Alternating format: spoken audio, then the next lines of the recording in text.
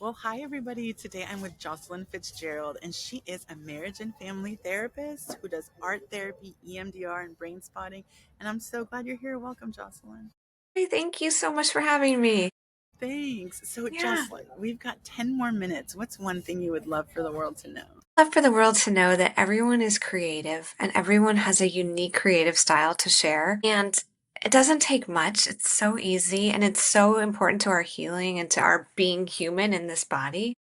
Awesome. So good. As soon as you're saying that, I'm firing off like the ways that I'm creative because I didn't used to think like that cooking was creative, but I Yeah. love to cook. And like recently I've Yes. been helping my mom out. She had a procedure this week. And so when I get home, I'm like, oh, I need to make something. And that's like my creative kind of outlet. Yes. So it's very Totally. fun. So tell Yes. me, awesome. So Jocelyn, how did you discover this? I think as a little kid, I was always creating. I would get little notepads and just be doodling all over the house. And Mhm. I would do performances and I would just always I just lived in my imagination and like how cool that your imagination could take you wherever you wanted to go. Mhm. And you could express parts of yourself that maybe you couldn't with words. So Yeah.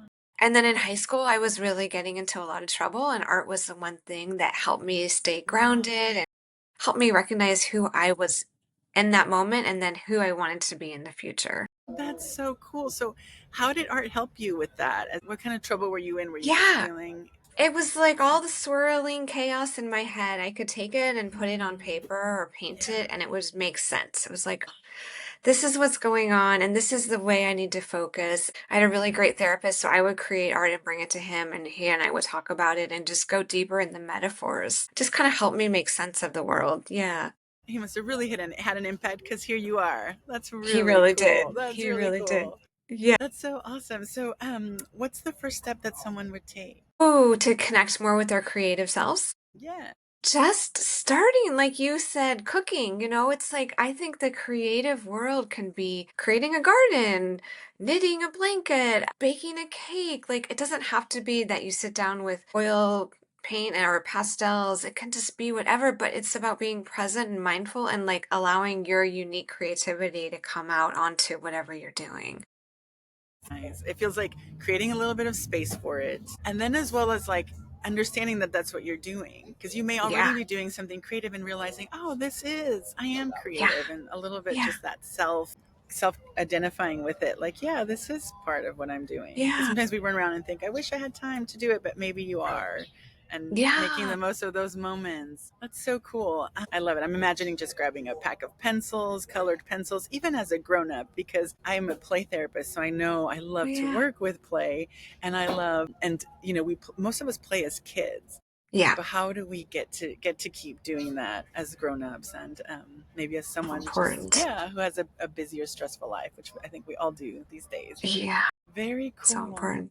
Very Yeah. cool. So, what's a common obstacle that people face? I think perfectionism can get in the way, especially for adults, and feeling Mm, like it has to look a certain way. And for that, I have a lot of tools and techniques where it just can't look a certain way. Like I'll have them drawing with their non-dominant hand or doing bilateral scribbles to music, or I'll have them use puffy paint and squish it onto page and then smash it closed and see what you find in the yeah, messy paint. I think great. yeah, perfectionism just kills creativity. I feel like it's art is a great metaphor for life because I imagine if it's showing up in your art, it's probably showing up in other areas of your life as well. So using art as the medium to work through it, and it's such a safe and effective means to working through any perfectionistic tendencies.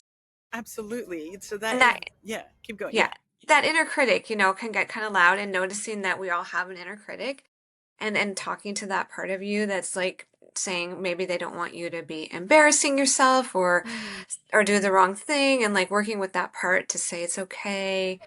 I've got this and there's no wrong way to do this. I think is another great way to like work through that obstacle of feeling scared of doing something Yeah, creative. that's really sweet because it's a process of just changing our inner speech. Like, hey, it's okay, and we can keep working Yeah. on this. And Yeah. that's really lovely. And I think what you're saying also, it's like when I put things down on paper or I'm able to cook something that my family loves, it helps me kind of, like you're saying, organize my internal self. So there's that organizing principle, but it Yeah. doesn't have to look a certain way. Yeah. I think when we, probably when we were young, this kind of thing, like bilateral drawing, all that stuff, maybe people didn't think it was that important, but I think today it's just becoming so obvious that it is so important to take the So time important. to do that. Like I was mentioning, like my mom had a procedure. I'm going to go home and just have us all do some bilateral, Do just it. as we're Yeah. discharging, some of the stress and Yeah. trauma. It was the big procedure was yesterday, so we're all okay. But just we need to like take that moment and just the impact that it can have. Yeah, Yeah, yeah, externalizing it outside of ourselves and seeing it on the page. And then you could even exactly. take it and like tear it up and do bilateral tearing, and you could create a collage or you could burn it, you could keep going. And I think that's when you have like an art therapist or a therapist, you can keep going deeper into it. You can also do it Yeah. on your own, but I think Yes. sometimes it helps to have a second party or a third party For present. sure. For Yeah, sure. Very, yeah, very cool. Very neat yeah, tips that you're sharing with me. So yeah. very cool. So how do I know if I'm doing it right? Oh, I mean, Mm. I don't think there's a way you can do it wrong. So I think that's a little secret that you tuck away. Like, there's no way to do Mm. this wrong. As long as you're creating, I mean, even if that critic is loud and coming up, like maybe doing some journaling with that critic and, doing right hand, left hand journaling back and forth and noticing it. It could be helpful. I think probably the only way to do it wrong is to just not do it at all. Mm-hmm. Mm-hmm. And to just cut off from that part of you that needs to create and express, which can happen, I think, to busy adults and with screens. I feel like Yeah. putting the other thing I love about bilateral art is that you can't be on your screen when you're doing it. You have to be engaged and present. Mm-hmm. And I think one of the things that we forget about is that anxiety kills creativity, Mm. but that the opposite is also true. Mm-hmm. Creativity can kill anxiety. Mm. So why not engage in that? I mean, and I think we all have some level of anxiety right now living in the world. Yeah. So I don't know. We don't talk about that enough, but I think it's so important. And like I said, it doesn't have to be fine arts. It can be baking a cake and Mm-hmm. decorating it, or dancing, or journaling, or even writing post-it notes and arranging them in a way that feels good.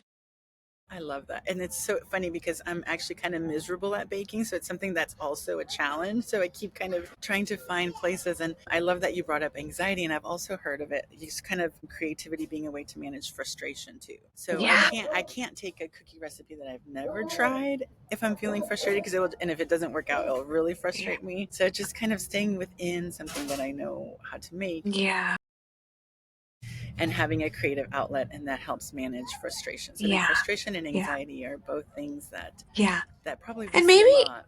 Yeah, and maybe even like giving yourself some grace and reframing it like, okay, this cookie recipe didn't work out and I'm learning. I learned so much from this. Like, I am not going to use that much baking soda next time or whatever it is. Totally.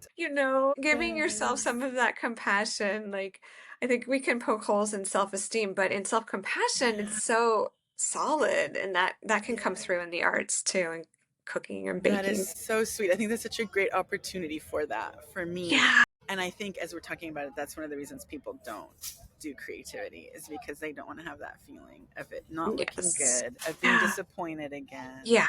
So Yeah. really Yeah. opportunities for creative work from all angles. Totally. And that's why it's helpful too when you have a therapist who can be like, I just noticed what happened. You got really tight or you shut down here. Let's like pause and breathe into that and notice what you're feeling in your body and just give it some space, some like compassion and curiosity. I Mhm. think curiosity is great for creativity. Yes. Just being Yes. curious. Why did that part come up or why did that feeling get activated? Hmm. And you can even do art around that. Like, let's Yep, create some art around exactly. that. You can take Yeah. that piece. Yeah, I Yeah. think it is really, as I'm speaking to you today, realizing just how courageous it is for adults to step into creativity. Because I work with kids, so they're like all about it. They're just, Yes. you put up one Yeah. pencil and a piece of paper, and they will. That's all they need. Oh, But I yeah. think as adults, that little bit of courage. So, Well, well, I it's terrifying. Sometimes yes, looking at a blank canvas is terrifying to an adult. yeah, And I yeah, have tricks for that where I'll be like, just do a dot, just put a dot on it or make a scratch on it with a paper, pencil, whatever. Like, let's just get through that first hard moment where you see that something. blank sheet of whatever it is. Ooh, I'm gonna use that also with writing. I think that's Yeah. really Yeah. awesome. Which, I of work with a course, lot of also creative. adults and a lot of first responders who have a lot of trauma. And oftentimes I'll just be like, create an image of what it's like inside of your brain. And Mm. it's just like swirling and and there's lots of different parts that come forward. But having that again, that externalized thing to look at, oh my gosh, look at all that's happening in your brain. No wonder it's hard to get in there and do art. There's parts that are really scared about this process. Yeah. How beautiful just to offer an opportunity for that reflection wherever Yeah. it's at. Oh my Yeah. gosh. Well, thank you so much. There's so much we could dig into, but I'm so grateful for your time. That's our You're time. welcome. I love this Thanks, Jocelyn. conversation. Good, good. I'm so glad Have you're fun here. baking. Thank you. Yeah. I definitely Yeah. will, especially because Okay, it's good. holiday season. Yeah. Jocelyn, I'm going to include all your contact info and everything in the description. So, yeah, Thank you. thanks so Thank you so much. much.